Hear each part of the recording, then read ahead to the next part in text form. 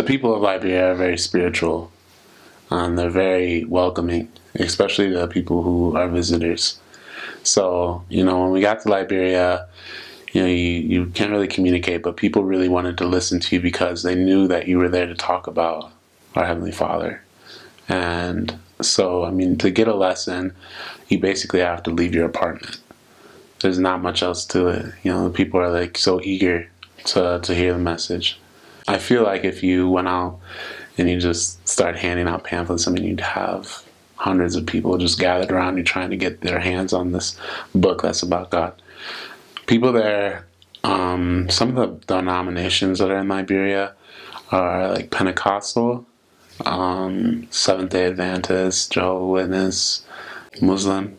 People are very, very receptive to the church in Liberia. So when we went and talked to people, we could have as many lessons in a week as you desire. And that's probably the hardest part about the mission, is keeping up with everyone who wanted to be taught.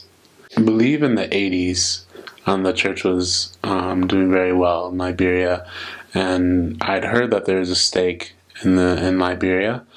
And then the war came. And that's when the missionaries had to leave, in the 80s or early 90s or something like that. And there's actually a movie about that just came out called Freetown. It was where the group of Liberian missionaries had left Liberia and went for refuge in Freetown, Sierra Leone.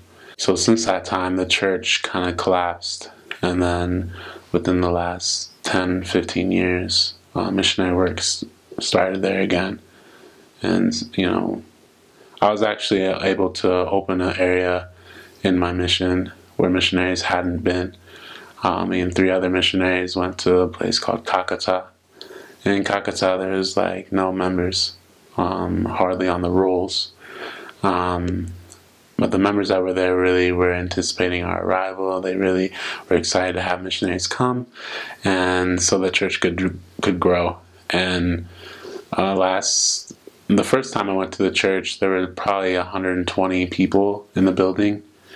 And when I left that area, there were like 250 some odd people in the church there. And so the church just grew magnificently while the missionaries are there. And, with the last evacuation, things continued to grow, in the absence of missionaries, because they have that faith to just teach and do everything on their own as well. All in all, my mission, I baptized I know the numbers don't really matter as much, but it was 186 people. I saw missionaries baptize between 70 to 200 people. Yeah, every week you'll have baptisms in Liberia. If you don't have baptisms almost every week, the Zone leaders will ask you what's going on,